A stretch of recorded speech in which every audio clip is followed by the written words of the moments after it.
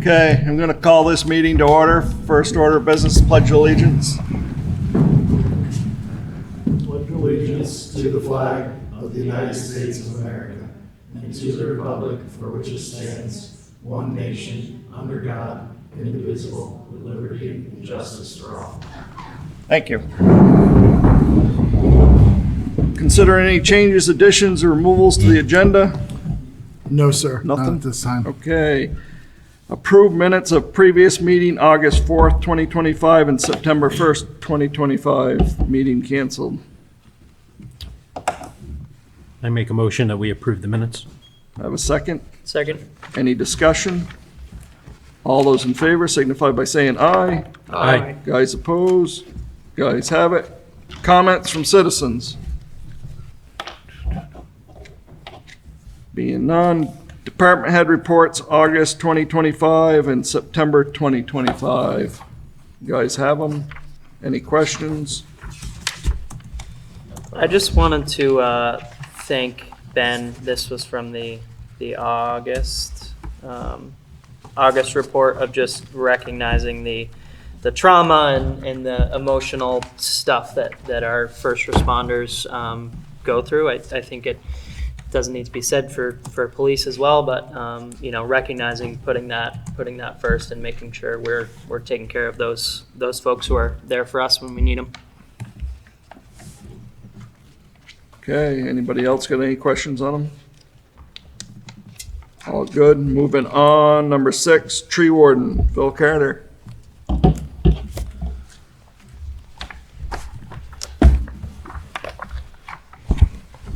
I just wanted to update you on a few things. So the tree board is up and running.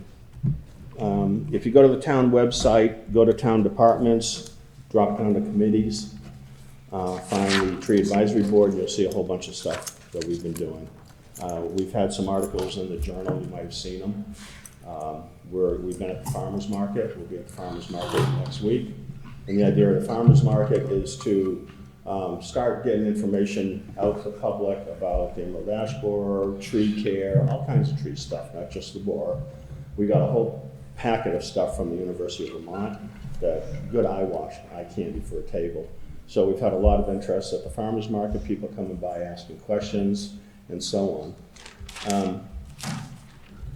We have an email set up, so we've been getting inquiries from people, and that's not going to Brendan, that's not going to the highway department, that's coming to the tree warden, so it's taken that burden off of them.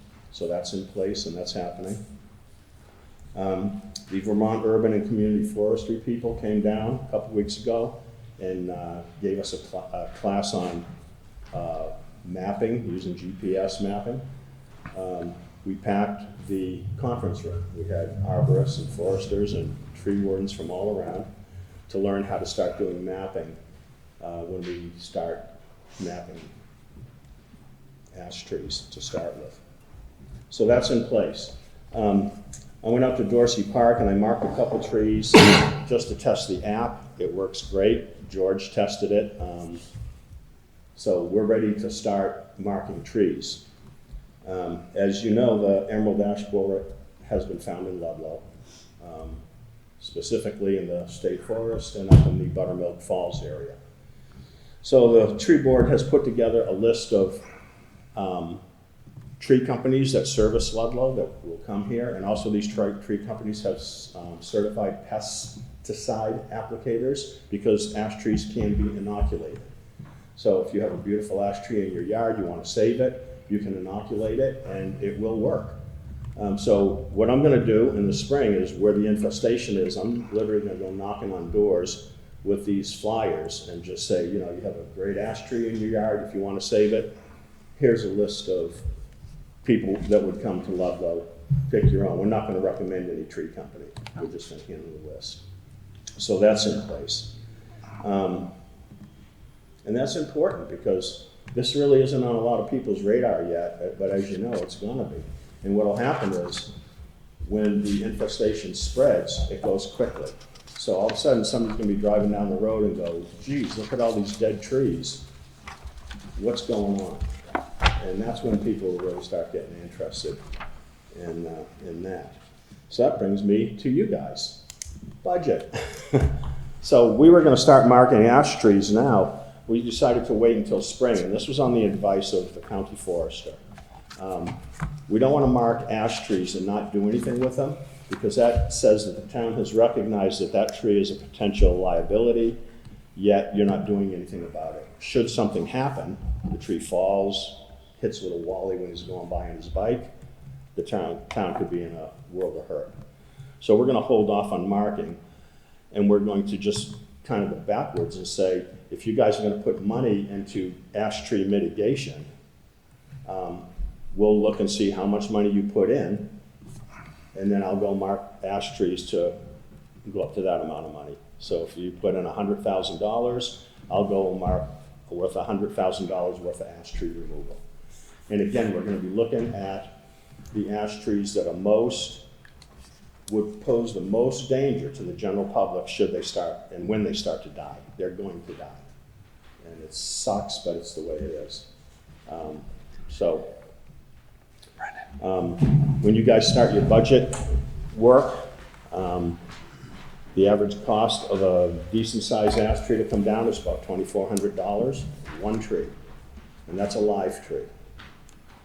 So just put that in your head. We have to start somewhere. So if you want to start off with X amount of dollars in this year's budget, that's what we'll work with in the spring, and I'll go out and mark X amount of trees for that amount. Now, some trees won't be $2,400. Some trees will be, the highway department could take them down. They're going to be small. They're going to be easy drops. We don't want to take down every tree. If a tree's leaning in toward the woods, the heck with it. If it's leaning in toward the woods and has one big branch over Commonwealth, we want to get that branch out of there. That's the plan that we've come up with. And so we're going to hold off on marking until there's money to mitigate. And the money part is your trip. If you want to talk to me more about it, you know how to find me.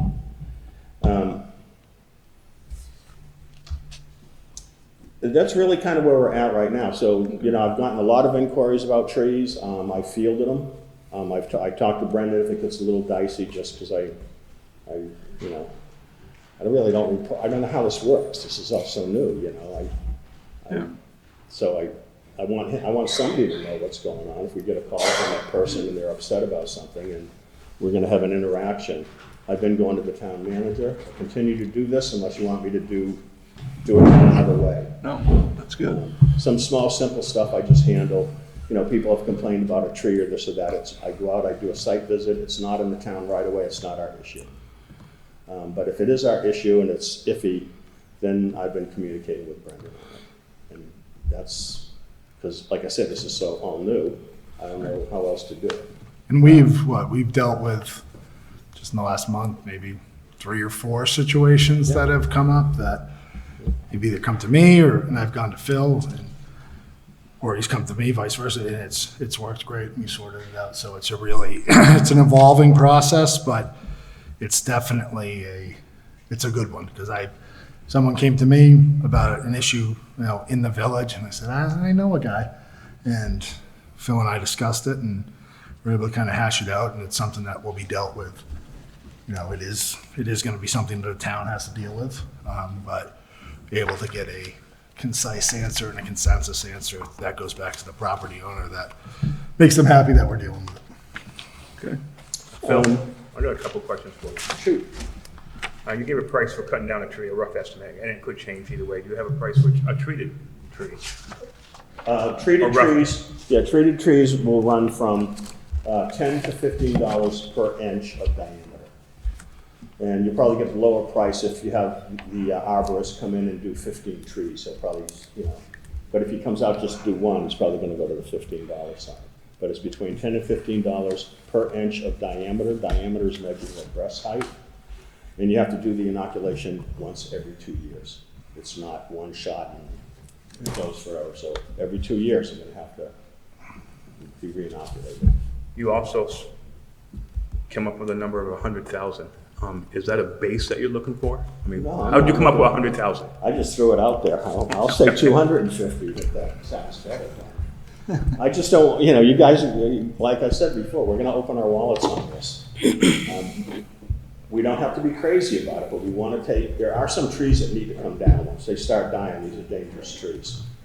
And maybe whatever, maybe you say, okay, let's start with 20 trees for next year and do the math. Let's start with 50 trees. That's something you guys have to come up with, because I'm a tree guy. I'll say, oh, I'll go out and park 100 trees. You guys want to spend $240,000. But that's a lot of money. Is there any value in the lumber, firewood, or anything like that? Yes. We could possibly contract out if we do a big sale, and if the trees are not infected yet, and the bug isn't in that part of town, there's certainly stock to be sold, and that can benefit a town. Do you see this ever being something that doesn't cost the town money? If you were selling? That doesn't? Yeah. Town money? I don't know, you bring in a logger and say, okay, they get a slice of it and you make some money, but something like that. Yeah, Or, the problem with that though is, unless we just say, okay, we're gonna block off Commonwealth from Sanderson's down to the 103 and take every ash tree in the town right away. That might be interesting to a logger. There's some volume there and a scale of economy. But if we're saying, oh, there's one on West Hill, there's a bad one up on South Hill, there's two up by Lake, whatever,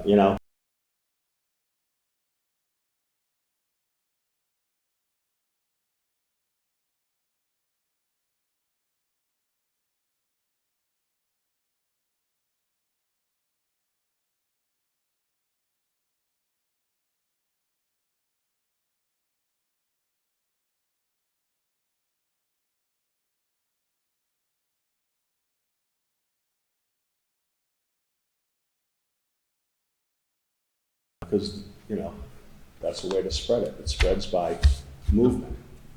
The ash borer first showed up in Vermont at Groton State Forest.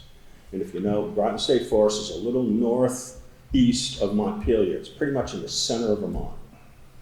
Why did it show up in Groton State Forest? Firewood. Somebody brought firewood in. And that was the first time it was spotted in the state. So that's how otherwise the bug itself only move a mile or two, maybe 5 miles a year. If it has good hosts and a lot of ash trees in that area, it won't even leave.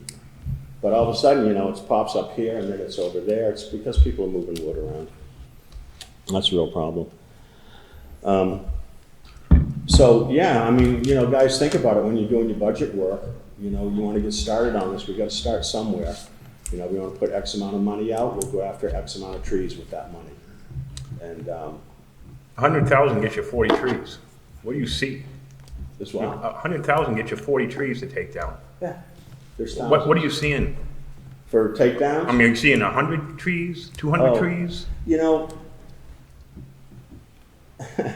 The more I drive, the more I see. Yeah.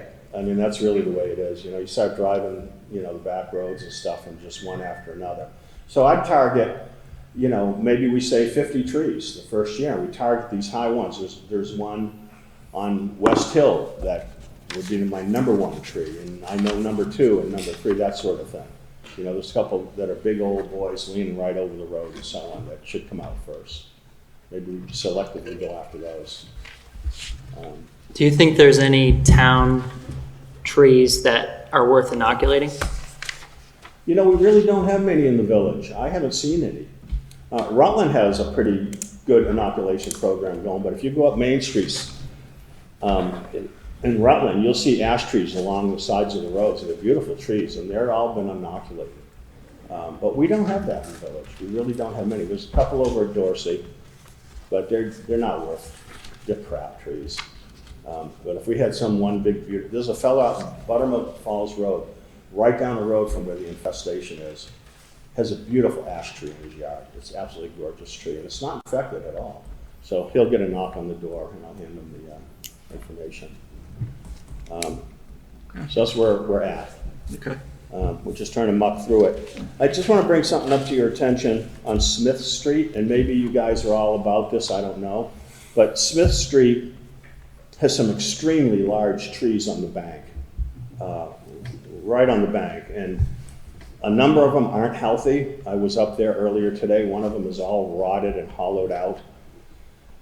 Some of them are huge. They're huge oaks, and I mean big trees, and they're pulling the street down to the river.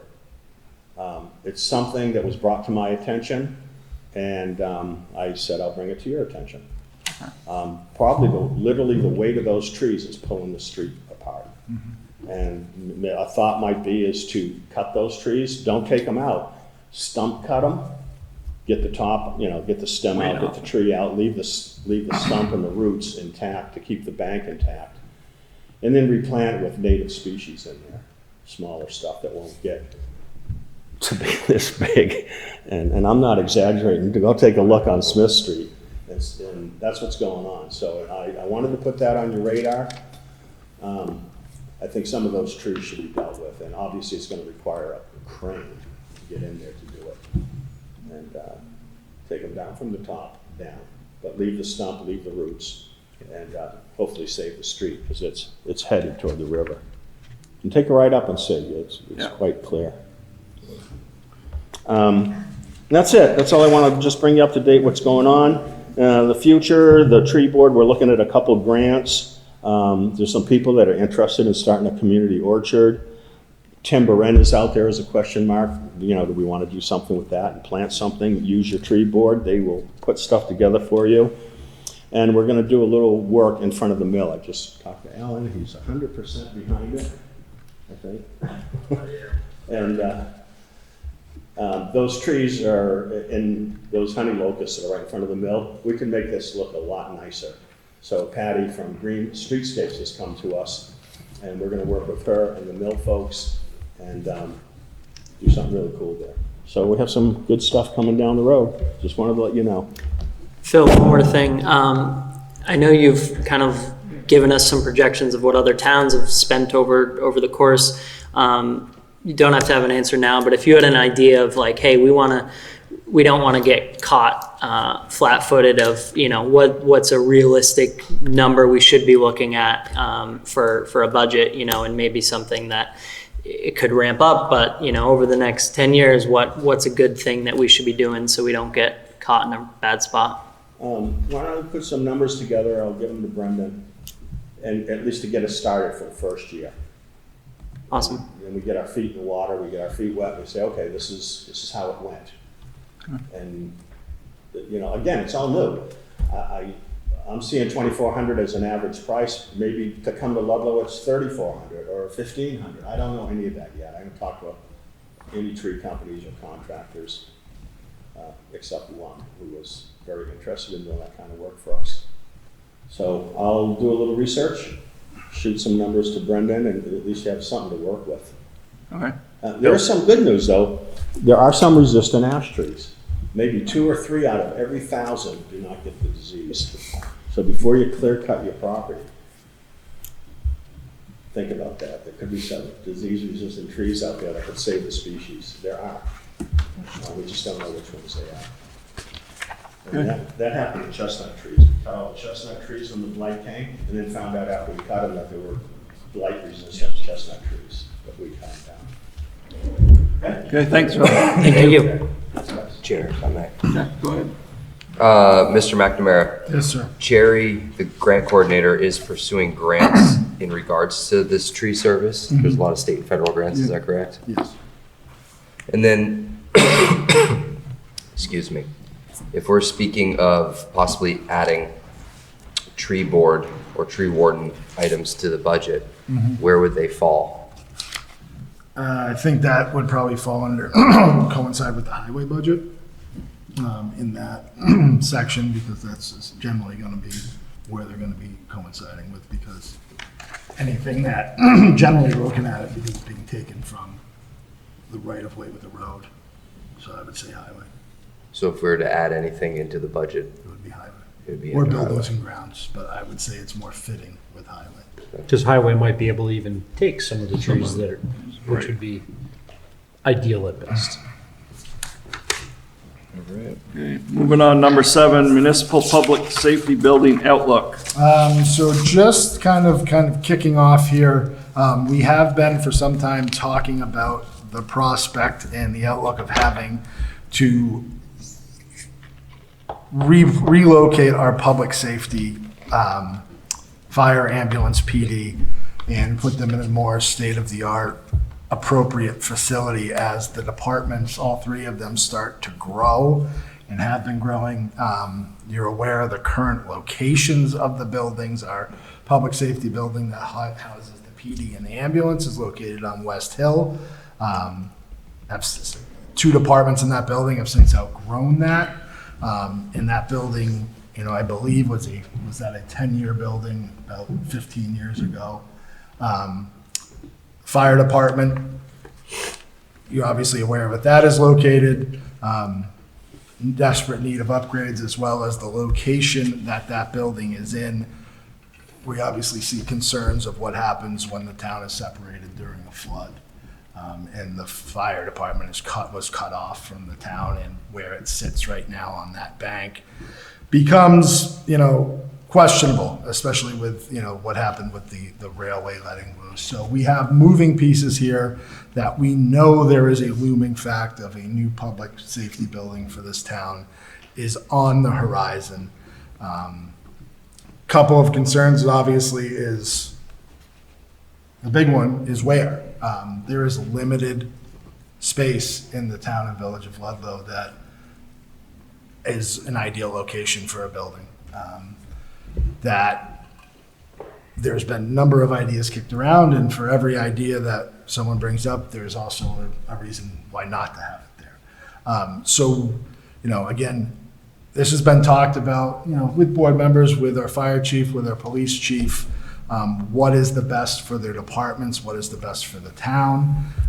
What my proposal is that we've reached out to a couple members of the community, and I think it is wise to have a public safety steering committee that does the research for this. That would consist of fire chief, the police chief, municipal manager, 2 select board members, and we have 2 members of the public that have expressed interest. Those members are John Neal and Mike O'Neill, who both have a background in this type of work. I think they'd be valuable assets to the committee.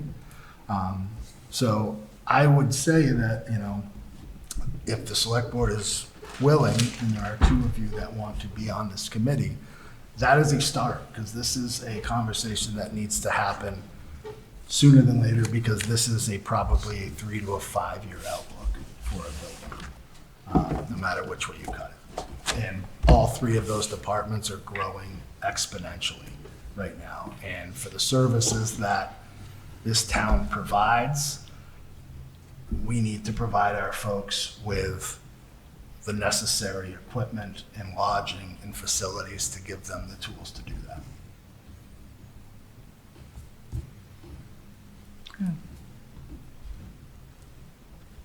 Is there anyone who wants to be on the committee? I'll sit on it. I'll sit on it. It can be more than 2. You just have to warn the meeting. Who were the 2 that, okay, so I saw Brett and Scott. George, or I don't care. 3 of you? Okay.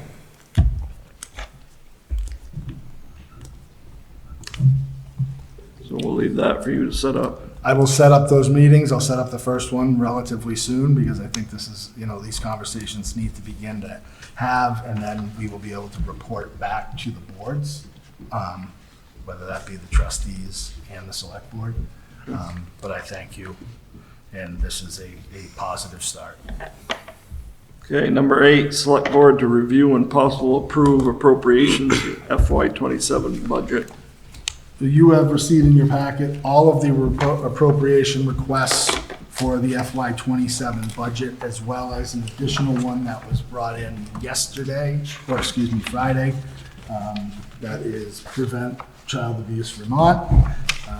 So just to make it clear here that these appropriations that are being put before you, by you making a motion to accept these, is by no means approving the amount or approving that the town will direct fund these associations. This is merely the acceptance of these requests going through the budget process and being added in. They can be changed, adopted at any point during our budget meetings, which then will in turn will go as a single item to the budget that is voted on the floor at town meeting.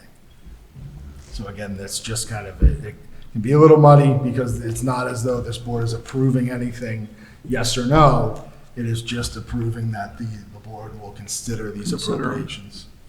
So we have a motion for that. I'll make a motion to approve the consideration of the appropriations for fiscal year 27. Second? Second. Any other discussion? No other discussion? All those in favor signify by saying aye. Aye. Guy opposed? Ayes have it. Number 9, select board to discuss and possibly set FY 27 budget workshop dates. We've received mostly all of the budgets. I think I have just about all of them from our department heads. I would like to schedule our first round of budget meetings within the next few weeks. I'd like to schedule it either the week of the 20th or the week of the 27th. I'm not sure if anybody has any preferences. I'm good after the 18th. Okay. What about, are we looking at a specific day of the week? We want to just It do would our be the third, third do our Wednesday. third Monday. Third No, Monday. I mean, Third Monday, so we will do the 20th at 20th. 6 o'clock. Excuse me, when is the DRB meeting? 4th. 4th. Oh, that's in, you want November 20th? No, October It's the 20th, 4th of, it's the 4th Monday, fourth Monday. because the second one falls on a holiday. Okay, thank you. So we will do the October 20th at 6 PM. That meeting will be downstairs.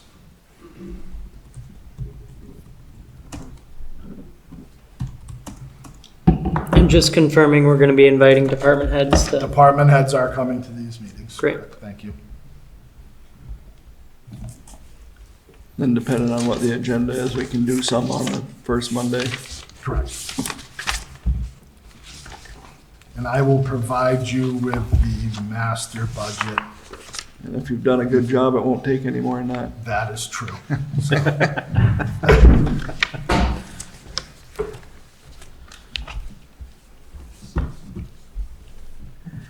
Okay, moving on to number 10, consideration of approval of elevation project funding for 62 Red Bridge Road. So as you are aware, we have already one project, which is Alan and Kathy Couch on Meadow Street, which was an elevation project that was part of the funding we received from Vermont Emergency Management and FEMA. We received $500,000 for this project. We have one other project that has finally made it towards the end. It's been a very long haul for the West, but we've made it to this point where they will be elevating their home on Red Bridge Road. Is the only other interesting project we have that meets the criteria, so my recommendation is we allocate the same amount of funds that we did for Meadow Street, which is $250,000. We allocate that towards the elevation project on 62 Red Bridge Road. Make a motion to approve. Second. Second. Any other discussion? No other discussion. All those in favor signify by saying aye. Aye. Guys opposed? Guys have it. Number 11, select board to review and discuss housing study prepared by MRC.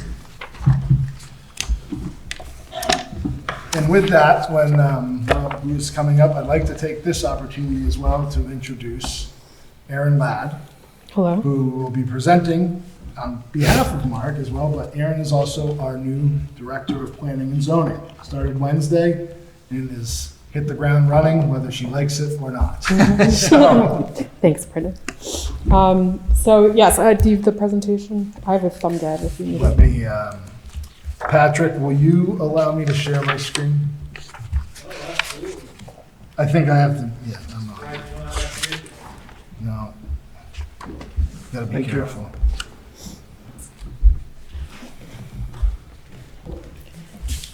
So I'm going to try to keep this pretty short because the important stuff is going to be coming from Jason after me. But while I was at Mount Wescutney Regional Commission, one of the things I was working on was the housing study that was funded through a municipal planning grant through the Vermont Department of Housing and Community Development.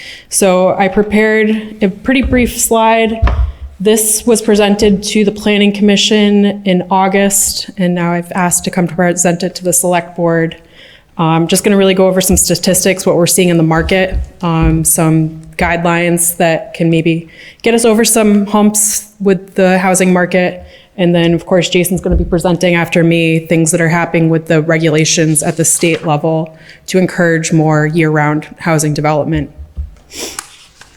So we'll be going over the agenda, the key housing data, some of the core challenges, some of the environmental constraints, tools and strategic policy levers, and then actionable next steps. So this next slide, housingdata.org is what, I think my thing went off, but that's okay. Housingdata.org is run by the Vermont Housing and Finance Agency. They have a lot of really good statistics on there. Right now, they're showing that 68% of Ludlow's housing units are seasonal or vacation homes. I think that number is a little low, given the numbers that we see. Hopefully we'll be able to start getting better accuracy of what that is down the road. Compared to the rest of Vermont, we're pretty high. The rest of Vermont's only at about 15% for seasonal homes. The next one is the housing, yep. Which one you want? Nope, you're on the right one, yeah. Cost per- Yeah. Okay. So right now, we're seeing through the data that 43% of renters and 36% of owners are considered housing cost burden in the town and village of Ludlow. So that means that these people are paying well over 30% of their income on mortgage, tax, rent, if they're renting, just living standards. To put a roof over their head, this is the percentage of people that are struggling to be able to do that. If you want to go to the next one. So some of the core challenges, the affordability gap for year-round workers. We have vacant neighborhoods in the off-season. Our essential services face staffing instability, and residents are also priced out by competition from second homes and short-term rentals. Some of the environmental constraints we have are pretty obvious. We have flooding, landslides, wildfire. Obviously, the July 2023 flood exposed housing vulnerabilities. Some of the critical zones are the Black River, Lake Rescue, Pauline, and the Okemo slopes. And then we also must align with the local hazard mitigation plan that we have. So some of the tools and strategic policy levers that we have zoning reform to enable accessory dwelling units, mixed income, and higher density. This is something that Jason's going to discuss a little further. We are working on modernizing our bylaws right now. I'll be meeting with Martha at the Mount Wescutney Regional Commission on Friday to go over that a little further. There's a lease to locals program. I talked to them about 2 weeks ago, and there's a price associated with it. If that's something we're interested in looking into further, I'm more than happy to discuss it. Capital investments for planning water, sewer, and roads for housing growth. We have the CHIP program that was passed by the state, the Community Housing Infrastructure Program, that, again, I'll let Jason kind of discuss that a little bit more. We can come up with housing funds, revolving loan funds, do a public-private partnership for local projects, and of course, tax stabilization. And the next one, so conclusion, actionable next steps. We can modernize our zoning, which we're doing.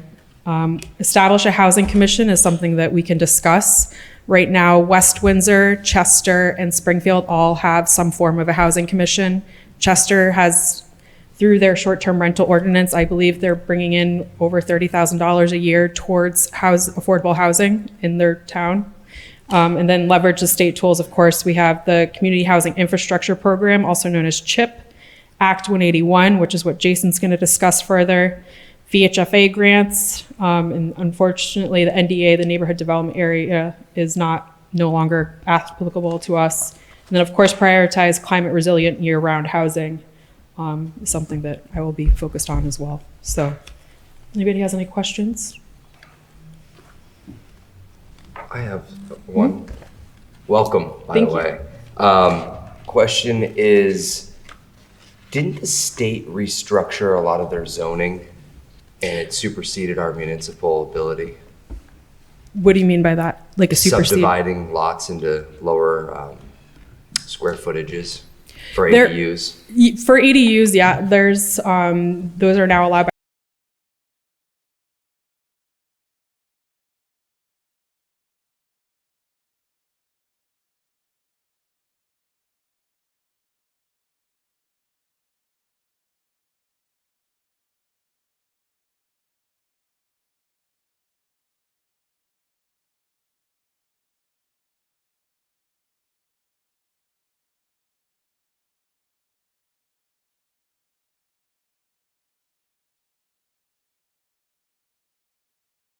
What do we do about parking to develop the village as a downtown home hub? That is that's Logan at the Mount Skinny Regional Commission has been dealing with the parking. So that's something that my fourth day on the job, I haven't really been able to do that. But by legislation, as long as it's attached to water and sewer, it's a minimum of 1 parking unit per dwelling unit. So our bylaws already have that. I saw it's 1.5 parking spaces rounded up when there's multiple. But that's already in our bylaws with legislation, so. Anybody else? On page 10, we are in the midst of trying to understand different short-term rental policies and regulations, long-term policies and regulations. Page 10, it says the rise of short-term vacation rentals fueled by platforms like Airbnb and VRBO have sharply reduced the availability of long-term rental units. Many units that once housed year-round tenants have been converted to high-yield short-stay rentals. As a result, essential workers, especially in hospitality, education, and healthcare, have struggled to find stable housing within town limits. Where did we come to that conclusion? It's just a pretty given one with the short-term rentals. If you've lived here long enough, it's pretty evident.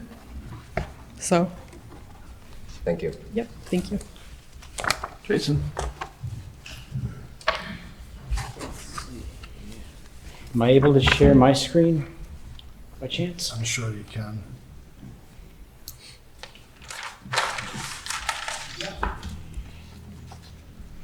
I'm gonna stop. While I'm waiting, parking, there's no easy answers to your parking question, but part of it is the regulations and making sure that your parking standards meet what the state requirements are. But I think part of it's capital planning. And so are there opportunities to, does the supermarket need all of its parking all the time? Is there an opportunity to carve out a few lots or a few spaces there? Are there other places in town that you could, there may be some Alternate things to street think about there, in terms of the parking. The Five Guys would love that. There may be some things there, but anyway, can I get this to full screen mode here? Bear with me for a second.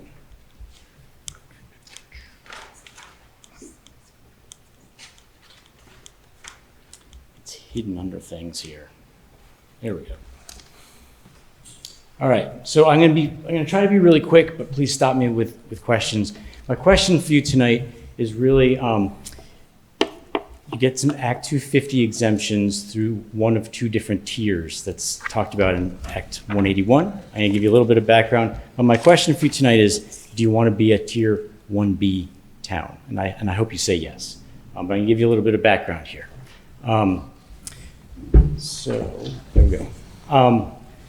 Quickly, I don't wanna dwell on this too long, but Act 181 was passed by the legislature last year. It tells us, the regional planning commissions, that we need to have those future land use categories in our plans. So, we need those. We have to follow their mapping methodologies, but we can tweak stuff. So right now we're working with your planning commission on some of those details, but what I really want to point out here tonight for your benefit is right now you have a state designated village center. The way that we map our regional future land use map will ultimately get you automatic village center designation. So we're starting with a status quo situation, but one of the things we're asking the planning commission and others is whether we shift that boundary at all. So that's one question, or one issue that we're looking at. We're creating what we're calling right now a planned growth area surrounding the village center. And that's gonna, we really missed the opportunity, unfortunately, for the neighborhood development area designation, but we're able to shoot for, as a plan B, this neighborhood designation. What that could do for you is that bottom section talks about Act 250 exemptions. If we do this right, we can, I think, get you this Tier B partial exemption. So that would be where housing projects of up to 50 units on 10 acres or less would be exempt from Act 250. So organizations like the Wyndham and Windsor Housing Trust almost won't do a project without that in place. So I think it's really important, in my opinion, for Ludlow to have at least Tier 1B. I'm going to talk about it in a little more detail. I don't want to dwell on this either, but just please be aware we're in this process of updating our plan. The State Land Use Review Board needs to approve it, and we're hoping to get our pre-application into them in February. So it's kind of scramble mode. We want to make sure that we talk with you and your planning commission and get this right. And they're going to give us some feedback. We'll have a chance to make some tweaks, but we're going to go back to that State Land Use Review Board in August, hopefully, and get it done and approved, which would give you sort of these benefits soon thereafter. If you care, I'm going to leave you with some slides, and I think Brendan has the actual digital slides. This has some links to some information. You can click around and explore the map, the draft map, and submit comments. Tell us if you like it or not. Again, I'm not going to dwell on that too much right now. This map is a very draft image, and you can't really read it from where you're sitting, but I don't think it's quite there yet. I think we want to refine this a little bit more, but and I'll show you a better image of the village. But these are the categories we're working with, and we want to, again, just really make sure that everybody gets a chance to look at it and give us some feedback. You'll see more of this down the road in the future. Probably not tonight, because that's not a great thing to look at from your seats. The state designation program is, there's 5 designations now. It's going to 2. And again, how we map it on our map with you is going to determine sort of what those look like. So again, I want to make sure that we're really talking very closely with your planning commission and you about how we do that. The image on the left there is your existing village center as it's currently designated. That's what we have right now in our plan. Again, we can tweak the boundaries if needed. I think more importantly is perhaps the area surrounding that. That may be a little expansive, but so the dark purple is what I just showed you. That's the village center. The sort of the lighter purple color is a draft idea for this planned growth area. That, generally speaking, and it might change in its geography, that's generally what we're talking about in terms of the Act 250 exemptions. I want to make really, we want to really talk about this and make sure that we all think about it and get it right. But I think it would be really nice for Ludlow to get that Tier 1B, I think, exemption. May I ask you a question, Mr. Yes. Rasmussen? Yes. Thank you. Very thorough overview so far. I appreciate it. Tier 1B, projects with 50 units or fewer involving 10 acres or less. Yep. Is there 10 acres in that purple pink area? So really where the big change is from present zoning is planned unit developments need 10 acres or more in current zoning that we have. And so this is one of the changes I think that has been talked about before, and the state is kind of offering an incentive. Sorry to butt in, if that makes sense. No, I like that. 10 acres or less to develop 50 units in that light pink area. So, it appears that there are definitely a few lots that are probably bigger than 10 acres. Okay. But I think I'd have to look. Maybe Aaron knows offhand, but we'd have to look at that in a little more detail. But I think for the most part, most of the pink area are less than 10-acre lots. But there's a few that are bigger. Thank you. But they could always be subdivided. Things like that could happen down the road. And I do think we want to continually make sure we're looking at your zoning, make sure it's up to snuff. And there's always tweaks needed to things like that. So again, Tier 1B, what is it? You know, these are the areas surrounding your village, in your case, the designated village center. Right now, you have a interim Act 250 exemption and a quarter-mile buffer surrounding it. We're looking to kind of expand it a little bit based on where there's infrastructure. Where's there water, sewer, sidewalks, things like that. You need those 5 bullets, those requirements. You have those. I feel pretty comfortable saying you're good. If you decide to do this Tier 1B, you can, again, get those Act 250 exemptions. So that would mean basically it's not just your local zoning that's being modernized, but you're kind of getting some permit relaxation for housing projects. It makes it a lot easier for a developer to get a project done, which is the whole idea, faster and cheaper. And how's our redrawn flood hazard map? I don't have that in front of you, but that helps. If I can go back. Part of this is you either exclude the flood or the river corridor areas if you don't regulate it, or if you do regulate it, it's a little bit more flexible. So in your case, it's a little more flexible. So we could potentially include those areas. Potentially. There's a good amount of that area. I would do I mean, yeah, the reality is you're not going to get much any closer to the river by virtue of those river corridor bylaws, but it does give you slightly more flexibility in how we do the map. And is this specifically for residential housing, or is this housing on a broad term? And I guess what I'm getting at is, does this limit us in any way or impede us from that project that's, hey, we're going to do 20 luxury condos for second homeowners, and now all of a sudden this red tape goes away, we lose some town control? I'm not totally sure. In the interim exemptions, that's for certain only qualifying housing projects. I'm not totally sure. Do you remember offhand? I think it's, I'm missing sorry, middle what is, did you say? Mixed income housing is really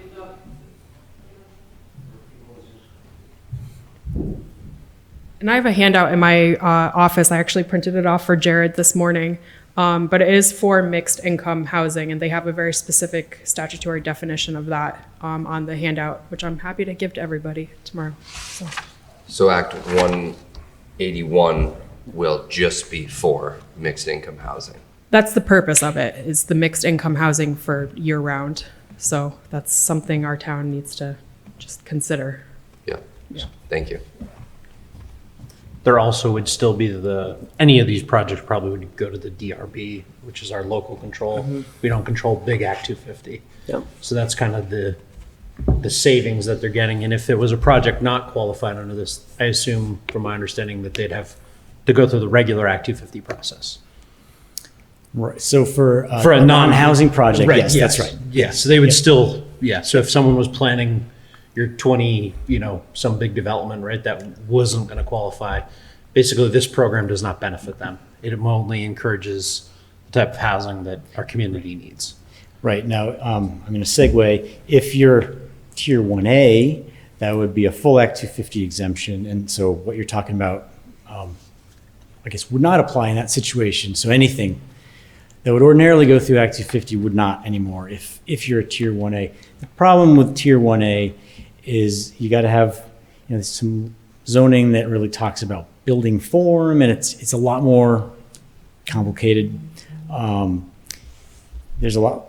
This historic district thing isn't as much of a thing, but it generally shrinks probably the land area a little bit, and staff capacity is an issue. So it's a little bit more of a lift. So I think 1B is a better option, at least for the initial. You can always change it down the road in the future. And again, the rest of town would be Tier 2, status quo, Act 250 status quo.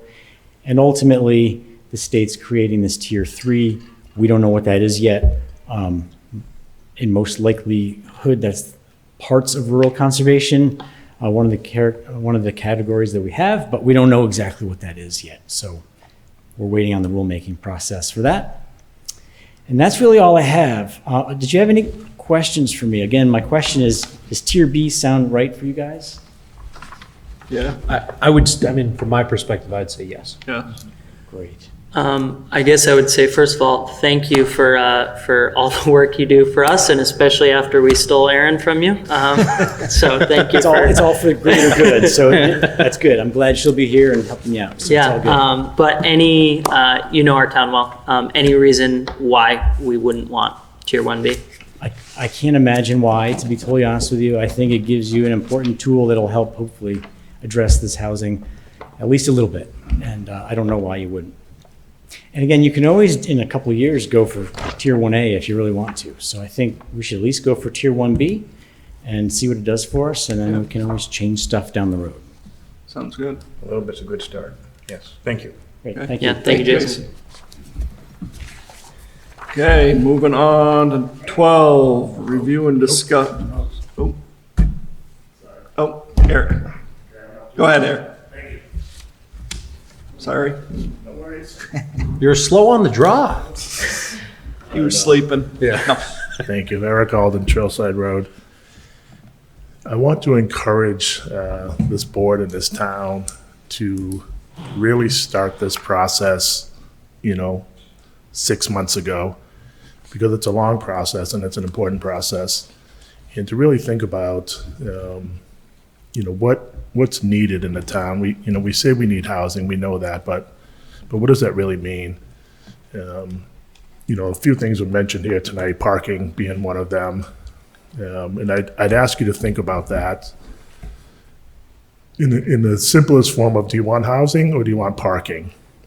That's sort of a blunt way to say it, but there was a recent story, I don't know if it was Wall Street Journal or whatever, they were talking about how a lot of small towns and cities and all over New England are dropping their parking requirements altogether, because it's really one of the main hindrances to creating housing, is to try to match or to meet that zoning code of 1.5 or 1 per parking, and especially in cities, because parking means a higher expense for a builder or developer. Do we want parking spots or do we want homes, affordable homes for folks? I know parking can be an issue. Personally, myself, I've never once had an issue finding a parking spot in town, ever, even, during winter. Sometimes it's a little further than you want, but I don't know that the parking issue is bad as we make it out to be. The other piece of it is density. During the planning commission meetings, the phrase that gets tossed around is the character of the town. If we allow too much density, it's going to ruin or change or take the character of the town away, which might be valid to an extent. But what is the character of the town? As you fight to keep that character, you're losing population, you're losing your young people, you're losing businesses, and and a town is aging. So, we can hang on to that character, but in 10 years, there's no one, there's not going to be anything around to say, hey, the character of this town is great. Density is what you need. Without density, you will not have housing, or you certainly won't have affordable housing without density. The village and the areas around the village is where density is supposed to be. That's why villages were created, for that density. So let's rethink that piece of it and really work towards, really start working, not have this discussion 800 times over the next 10 years. But imagine if we start right now, what we can have done in 5 years. We can actually have some housing. And there's ways to control that housing so that it doesn't turn into Airbnbs, or it doesn't turn into high-priced condos. The town just needs to make that decision on when they want to start that, and hopefully you'll start that soon. Thank you. Okay, thanks, Eric. Okay, moving on to number 12, review and discuss Stearns Pit lease with Okemo. So you have in front of you the memorandum of understanding for the lease of Stearns Pit.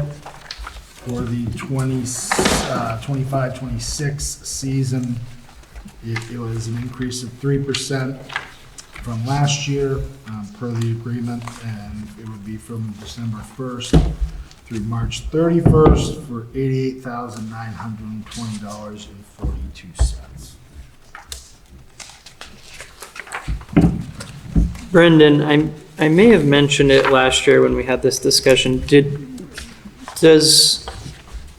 Does Ron have an idea of what our cost might be for some of these items of plowing and things like that are agreed upon this?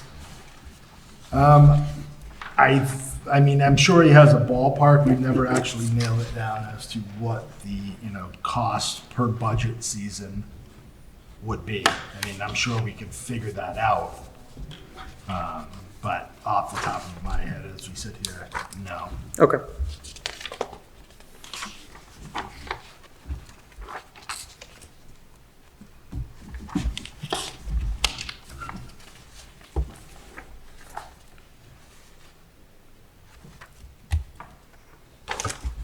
Bruce, can I ask you a question? Because I hear rumors. Are you planning on charging for parking in that lot? Like you do the upper lot? We don't charge. We have a spot in Jackson Gore that is what we call preferred. It's near the Spring House. It was actually built when we had more buses. So that's the only place. But we have no plans to have paid parking at this point. Thank you. Okay, what's the feeling on the board? Would it be beneficial, I see it's from, where is it, December 1st to March 31st. Would it be beneficial to have a set up or tear down windows, a buffer between those dates?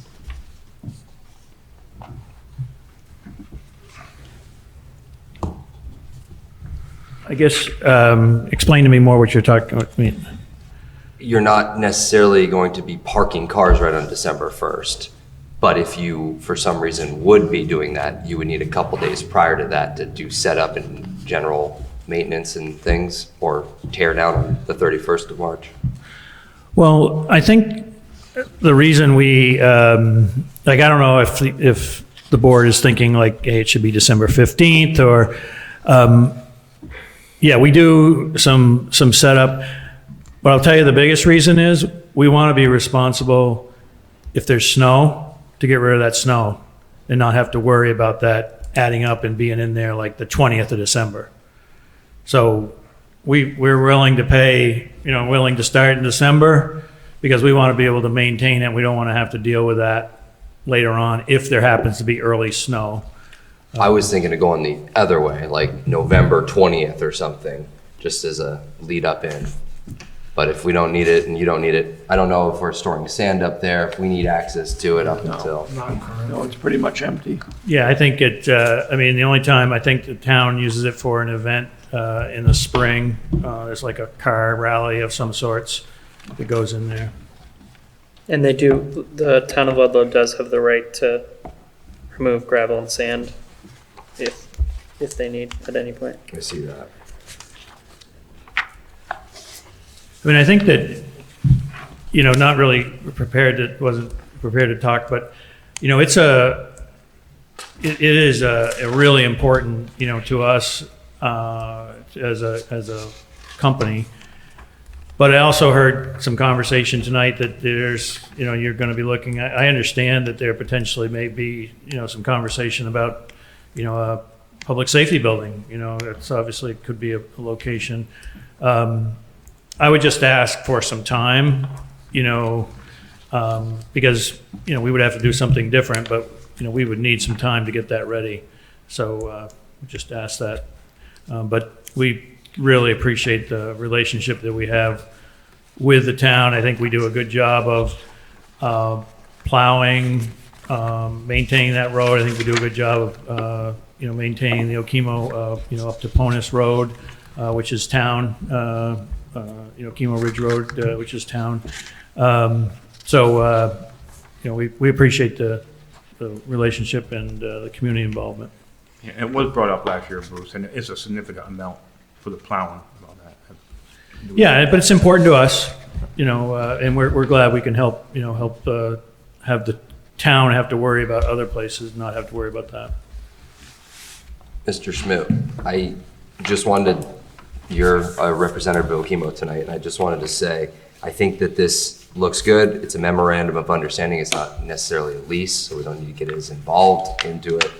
Are you happy with not having mile markers and clear, concise parameters and gauges and, to provide traffic control personnel when necessary? Do you need explicit dates or weekends, or are we just happy keeping it like this?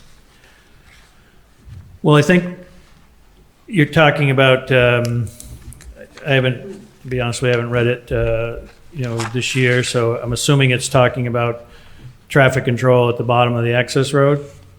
Yeah, bottom of the access road, Main and Depot Streets in Yeah. Shaw's Plaza. That we pay for, That you guys pay for, yeah. yeah. And then also you're maintaining the roads and salting and plowing. We don't have a mileage count on that. We don't have systems of control in place for that. No, we're happy with, we're happy with the agreement. We have been happy with it. We're, happy with the increase that goes on. We want to be good neighbors. We want to continue to, have this relationship. And if there is an opportunity, if there's something else that might happen, we would just be asked to be included as quickly as possible. It's gone up roughly $3,500 from last year. Yeah. I would make a motion to accept the lease or memorandum of understanding. Okay, second. Any other discussion? Being no other discussion, all those in favor signify by saying aye. Aye. Guys opposed? Guys have it.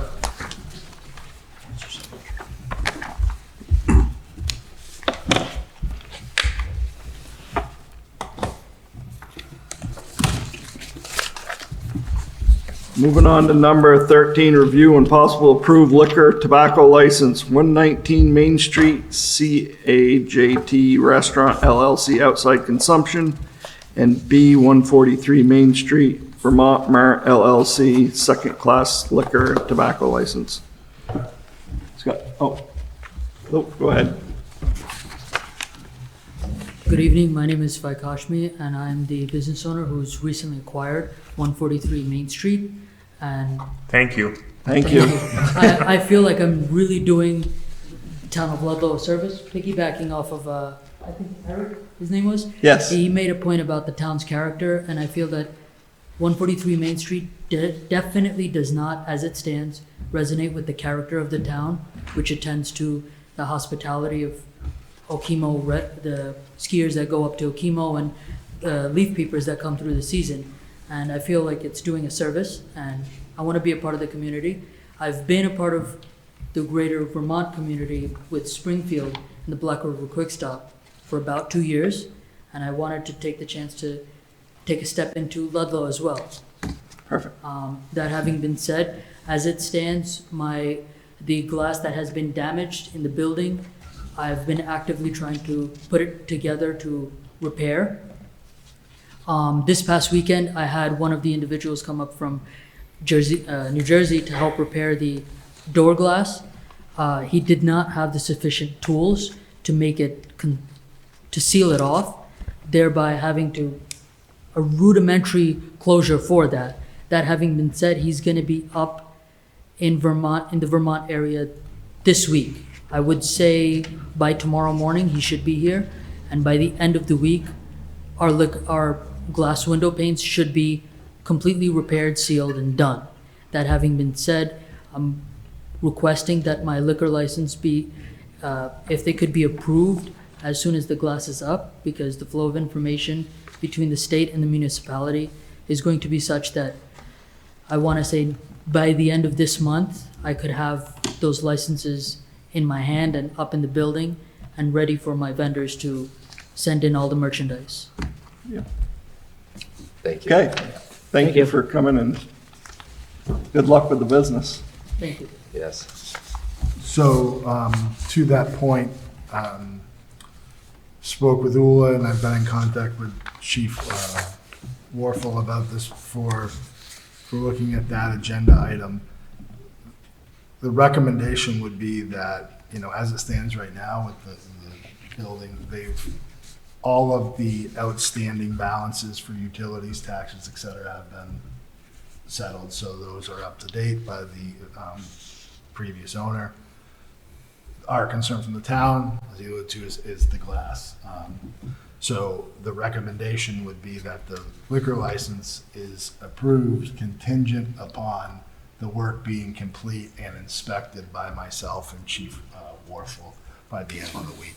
I think that's great. And Ula said there's no problem, she just won't issue a license in hand until that's done. But I think, and you know, we've seen the work that's gone on there in the last, you know, few weeks compared to the battle that we've had. So I feel that we should get this out rather than having to wait Are another you comfortable month. with that? So, and, you know, so by the end, as soon as it's ready, Susan, as soon as it's ready, I have Brendan's phone number. Yeah, and I I'll can go send him a down. text message, hey, the glass is done. Yep. You want to, I'll myself take and a Chief photo will of go it. down and take a look at it. Yep. And if it's good, we'll Okay. sign off and have Ula sign it. And as for CAGJT Restaurant LLC outside consumption permit, that is a change in ownership, really. They've had a outside consumption permit, so the recommendation is to approve that as well. And that's homestyle. That is what is home style, yes. Okay, do I have a motion? Make a motion to, or we're gonna do these separately, correct? Do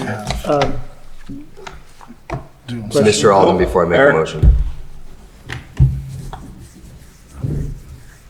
Thank you. Eric Alden, Trailside Road. My comments are specific to 143 Main Street. I'm happy to see that some gentlemen have stepped in to start this business up again.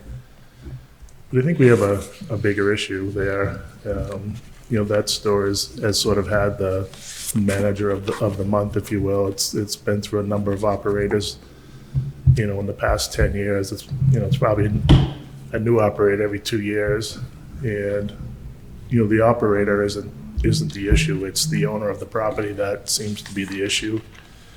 Because when the current operator closes up, they simply walk away, and then the town is left with, you know, this abandoned building with trash strewn all over it, with broken glass. And the owner of the property didn't care at all that the property was in this condition for, you know, a year or 6 months. And, you know, when they first closed, I reached out to Brendan and asked him if he would reach out to the owners and see if they would donate all the, you know, non-perishables that the store was full of. Zero response. You know, can you fix the glass? Zero response. The trash is strewn all over the place. Zero response. So I don't know what can be done in that essence. These gentlemen shouldn't be held accountable for that, but they are coming into a building that has a negligent owner, an absentee owner that simply doesn't care what the building looks like, what condition it's in, when there's not an owner. When they're not receiving rent from somebody, they don't care. So, you know, I think that piece should be thought about also. Thank you. Thank you, Mr. Alden. I would like to make a motion to approve CAJT LLC outdoor consumption permit. Second. Any discussion? All those in favor signify by saying aye. Aye. Guys opposed? Guys have it. I would also like to make a motion to approve VT Mart LLC tobacco license and VT Mart LLC second-class liquor license contingent upon a window inspection by the town manager and the chief of police. Second. Any other discussion? Being no other discussion, all those in favor signify by saying aye. Aye. Guys opposed? Guys have it. Municipal manager update.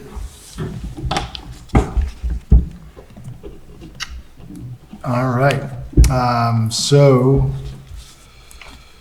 obviously, for you have that I submitted to you is my letter of resignation to this board effective December 5th. Denied. Excuse me? Denied. Effective December 5th. For right now, I'll just say, I thank the boards and thank the town and community of Ludlow. It's been a very good time. I wish it was longer, but again, it has more to do with a self reflection and career change that has nothing to do with the town and village of Ludlow, which I, do and still do care very deeply about. So I thank you all for that.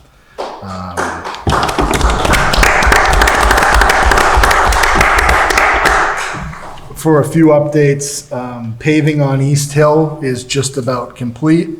Fortunately, we're able to complete, we were having some issues there with the train crossing with some of the tractor trailers that were going into the talc mine, so that has since been fixed. Paving on Main Street coming to a close, still have some punch list items, namely some of the curb cleanings, the reflectors, some of the aprons into some of the driveways that are still need to be completed, but overall just about done.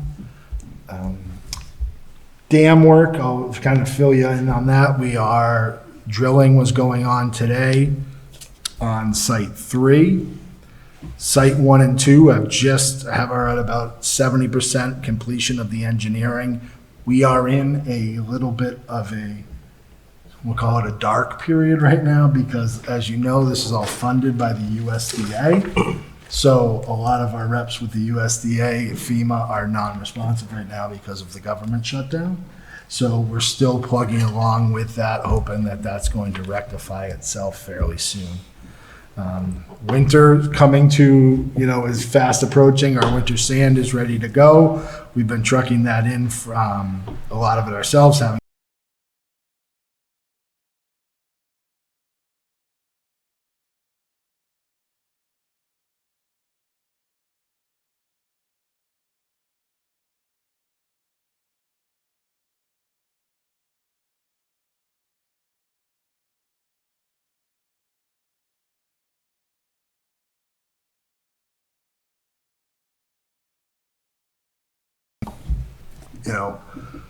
as the town begins to look forward into the, a merger of the town and the village, something that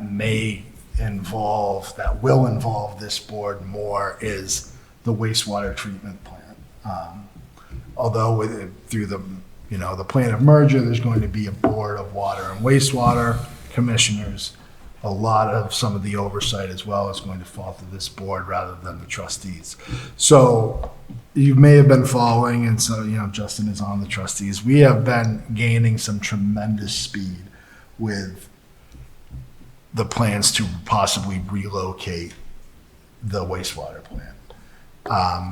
A year and a half ago, that was very much a pipe dream that has now, through a lot of hard work, with the Vermont Recovery Office, some of our engineers, myself, Cherry Nicole, there is a significant chance that we have a very, very good shot at moving that plant and relocating it to behind Geldwin and La Valleys. It is going to take a tremendous effort of stacking funding on top of the FEMA PA public assistance that we have. That will be in the range of $12 million. But Friday, we had a meeting with what we're calling the partners of the wastewater plant treatment facility relocation project that encompasses Springfield Development Corporation, Carol Lighthall from the chamber, all of our reps at the state and federal level to begin this process. We were fortunate enough, I was able to secure $15,000 in grant funding to provide us with a professional grant writer for this project, they're out of Massachusetts. They are renowned, not renowned, but their expertise is writing federal grants, which is something that this is what you need when you go into trying to secure, $12 to $15 million in grant funding for this project.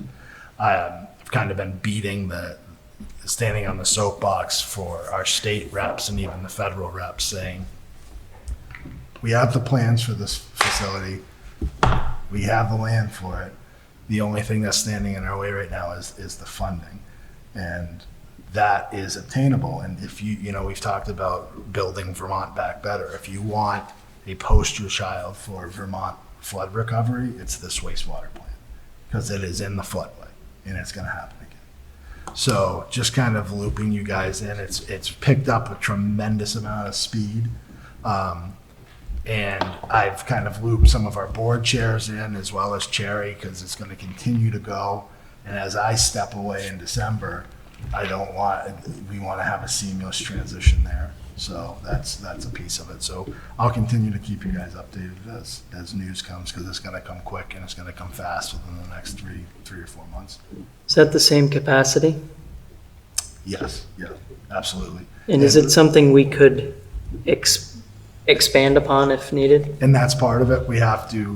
The idea is also by possibly expanding to the property, having an industrial park, to have an economic development portion of it as well, because that's part of the funding. So if we expand out to this property, have a industrial park that can house businesses in town, it helps build upon that. The goal is also for the wastewater plant to have the capacity to expand, as well as it's going to be a much more efficient plant rather than what we have now. So. And with that, we were just talking the other day about classes of wastewater treatment. Is that an upgraded where we need to have a next level? To be determined. I mean, it could be a level 4, but depends on what the funding provides us to go with. So, and believe chili cook-off this weekend. So do you need a motion? Do we need to accept your resignation? Can we deny that, or? I mean, you can do it. I denied it already. You can kind of First do thing whatever somebody you brought want, I guess. And then he just quits tomorrow.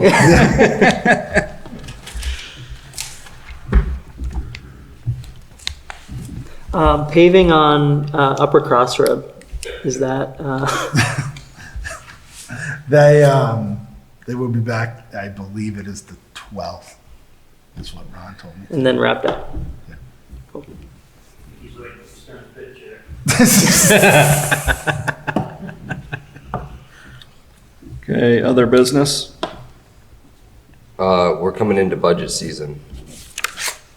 We also have a high school building that we're going to be tasked with understanding that in the coming months. Bringing that to the attention of the board members here, everybody present. I don't know if we want to start a committee, if we want to look at that, or if we want to address it closer to budget time.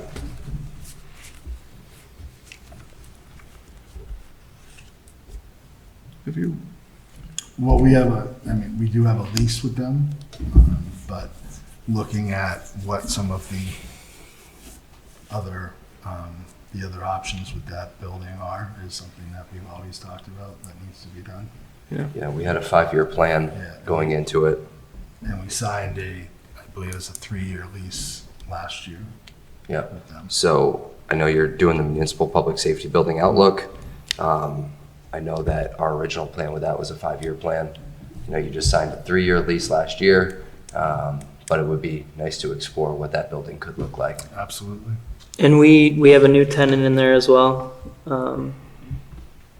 Is that in the high school building? A new tenant? Was the TRSU using? They did not. That They didn't did not. happen. No. Okay. It scared me for a second. Okay. Yeah, they moved in. Anything, any other business? Not move, oh, Bruce?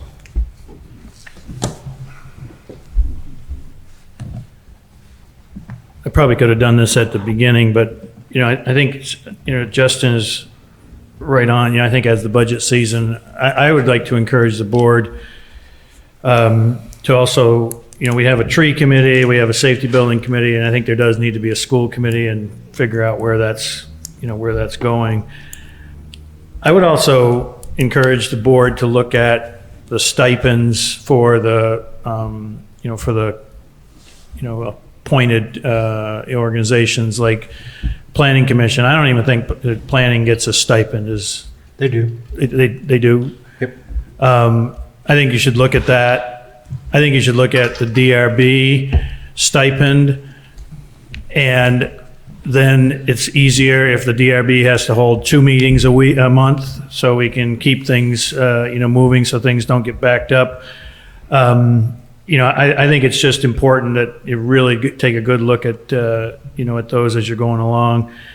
I would also encourage, I think that, there hasn't been a lot of conversation about electric charging stations, put into the town, but it's something that, needs to continue to be looked at. I know there's a lot of back and forth with, some people thinking they aren't worth it, not going to have as many, but electric cars seem to be here, and, people do stop, to charge.